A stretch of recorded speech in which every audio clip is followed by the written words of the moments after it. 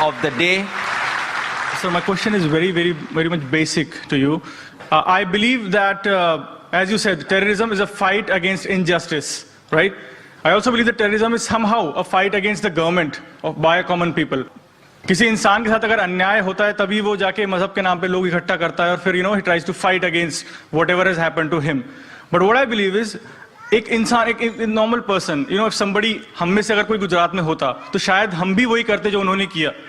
मतलब और आप क्या कर सकते हैं? आप पुलिस पे आपको भरोसा नहीं है, जुडिशियल सिस्टम 10 साल लगा देगी, तो एक नॉर्मल इंसान के पास कौन सा ऑप्शन बचता है अगर उसके साथ कुछ बुराई हो तो? What would your advice be to a normal man like me if something like this happens to me? Brother, what should we do? I agree with you. What you are saying is that if it happened with you or me, when we see our family members being killed in front of us, our mothers and our sisters being raped, our houses being, what will you do? And I agree that what you do the same thing. A normal human being will do that. That's normal. Unless you have so much faith in Almighty God.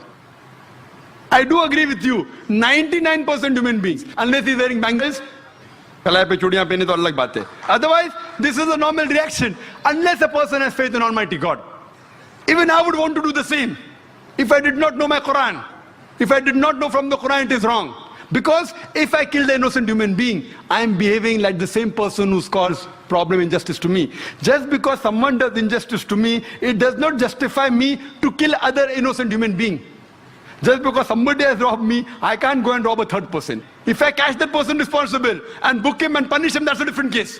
But I cannot kill any innocent human being based on the logic of the Quran, that it prohibits you from killing any innocent human being. Because I know the Quran, I will not retaliate in that way.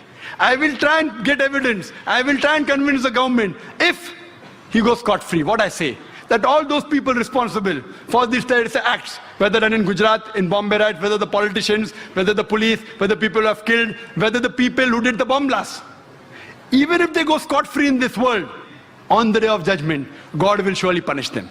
So we as Muslims believe, as it's mentioned in the Quran, in Surah Al-Imran, chapter 3, verse 185, that kullu nafsin zaikatul maut, every soul shall have a taste of death. But the final recompense is on the day of judgment. Because we believe this life is a test for the hereafter, we leave it. If we cannot do something here, we leave it for Almighty God to do the justice. And inshallah, he'll be punished in the hereafter. If we catch Hitler today, what punishment can you give him?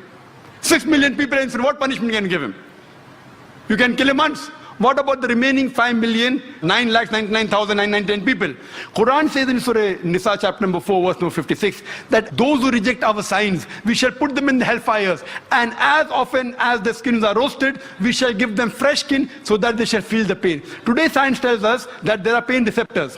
So God tells that on the day of judgment, if their skins are roasted, we shall give them fresh skin so that they shall feel the pain. If God wants to incinerate Hitler 6 million times, he can do it. We can't do it here. So therefore we leave it to the main justice to God.